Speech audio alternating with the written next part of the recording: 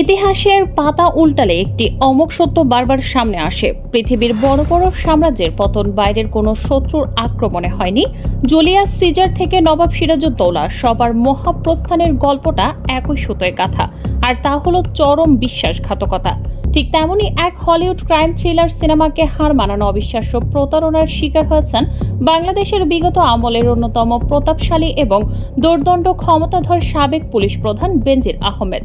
যে মানুষটির বুনে রাখা নিখুঁত জালে একসময় এদেশের হাজারো মানুষ নির্মমভাবে আটকা পড়েছিলেন, জীবনের এক পর্যায়ে এসে সেই চতুর জাদুকর নিজেই পা দিলেন নিজেরই সবচেয়ে ঘনিষ্ঠ বন্ধুর পাতা এক অতি সাধারণ ফাঁদে। আর তার শেষ পরিণতি হল ভিনদেশের অন্ধকার কারাগারে লোহার শেকল। সংযুক্ত আরব আমিরাতের ঝলমলে শহর দুবাইয়ে গত 12 জুন এক চরম নাটকীয়তার জন্ম হলো। 5 আগস্টের রাজনৈতিক পট পরিবর্তনের পর দেশ ছেড়ে পালিয়ে বেনজির আহমেদ তখন দুবাইয়ের এক বিলাসবহুল বাসভবনে সপরিবারে আত্মগোপনের দিন কাটাচ্ছিলেন।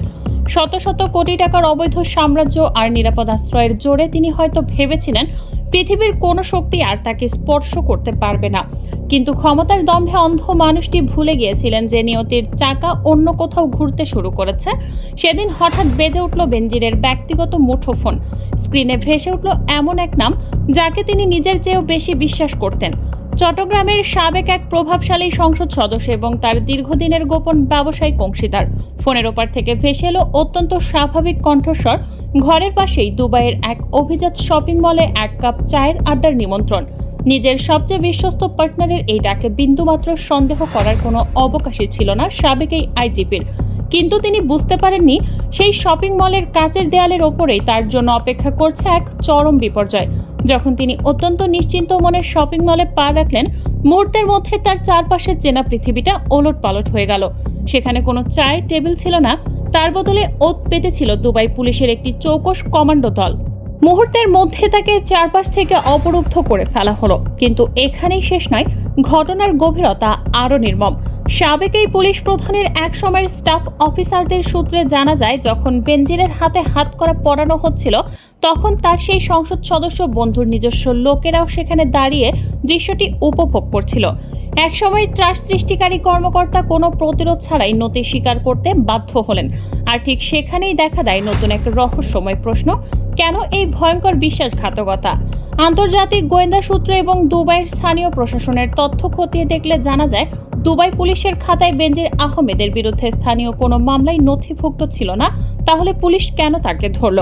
আসলে বাংলাদেশ পুলিশ ইন্টারপোলের মাধ্যমে যে রেড নোটিশ জারি করেছিল সেটি সম্পূর্ণ ব্যক্তিগত উদ্যোগে এবং অত্যন্ত সুকৌশলে দুবাই পুলিশের হাতে তুলে দিয়েছিলেন খোদ সেই সংসদ সদস্য বন্ধুই। তিনি নিজেই নিজের বন্ধুত্বকে ধরিয়ে দেওয়ার পুরো মেগা নাটকটি পর্দার আড়ালে বসে পরিচালনা করেছেন। বিশ্লেষকদের মতে এর পেছনে লুকিয়ে আছে বিশাল কোনো আর্থিক স্বার্থ এবং শত কোটি টাকার গোপন সাম্রাজ্যের ভাগাভাগি নিয়ে চরম দ্বন্দ্ব। স্বৈরাচারী শাসনের ছায়াতলে যারা ক্ষমতার অপব্যবহার করে রক্তের ওপর টাকার পাহাড় গড়ে তোলে, তাদের মধ্যকার সম্পর্ক কখনোই কোনো নৈতিকতার ওপর দাঁড়িয়ে থাকে না। সামান্য স্বার্থের সংঘাত দেখা দিলেই তারা একে অপরকে ধ্বংস করতে এক সেকেন্ডও দ্বিধা করে না। বেনজিরের এই পতন অপরাধ জগতের সেই চিরন্তন সত্যকেই আবার প্রমাণ করল। অপরাধীদের নিজেদের মধ্যে কোনো প্রকৃত আনুগত্য বা বিশ্বস্ততা থাকে না। ঘটনার মোড় ঘুরতে শুরু করে তখনই যখন এই আটকের খবরটি দুবাইয়ের তপ্ত মরুভূমি ছাড়িয়ে দাবানলের মতো ছড়িয়ে পড়ে প্রতিবেশী ভারতের দিল্লি এবং কলকাতার রাজনৈতিক অলিন্দে। 5 আগস্টের মহাবিপ্লবের পর সাবেক সরকারের যে অসংখ্য শীর্ষ নেতা, আমলা এবং দুর্নীতিগ্রস্ত পুলিশ কর্মকর্তা বিভিন্ন দেশে আত্মগোপন করে আছেন, এই একটি খবর তাদের মনে এক তীব্র শীতল স্রোত বইয়ে দিয়েছে। তারা এখন হাড়ে হাড়ে টের পাচ্ছেন যে বিপুল কালো টাকা আর বিদেশে বিলাসবহুল প্রাসাদ থাকলেই জীবন নিরাপদ হয়ে যায় না।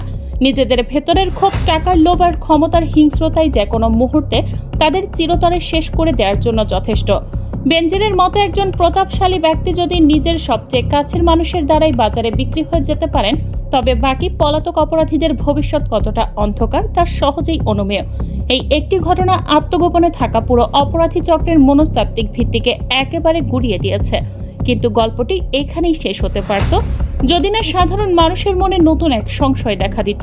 বেনজির তো না হয় ধরা পড়লেন, কিন্তু তাকে কি আদৌ দেশের মাটিতে ফিরে আনা সম্ভব? কারণ অনেকেরই জানা আছে সংযুক্ত আরব আমিরাতের সাথে বাংলাদেশের সরাসরি কোনো বন্দি বিনিময় চুক্তি নেই।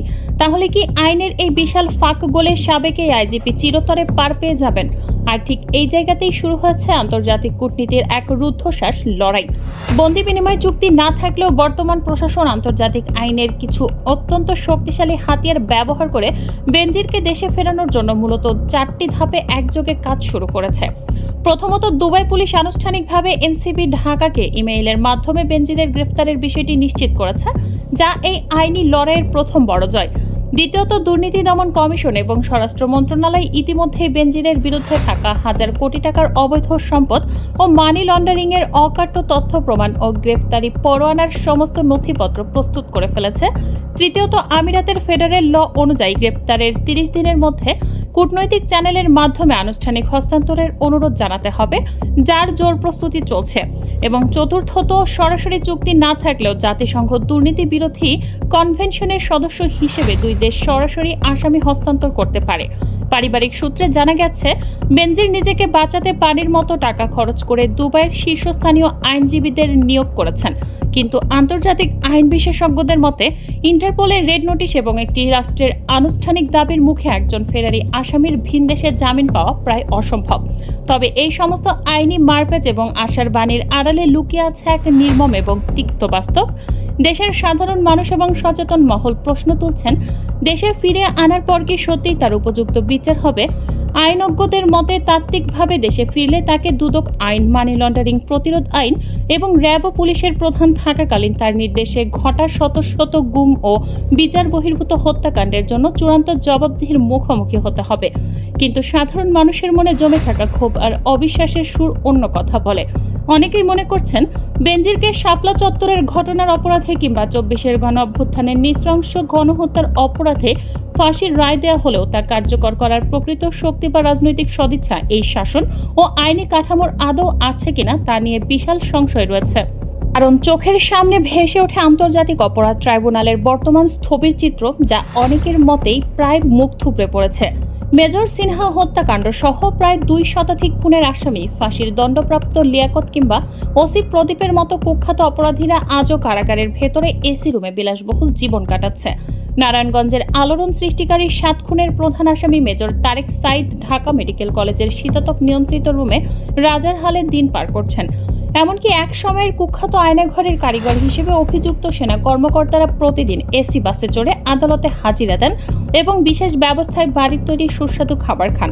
এই যদি হয় দেশের বিচার ব্যবস্থার ভেতরের করুণ দশা, তবে কিভাবে সাধারণ মানুষ বিশ্বাস করবে যে বেনজির আহমেদের মতো মেগা অপরাধীর বিচার সত্যি দ্রুত সম্পন্ন হবে?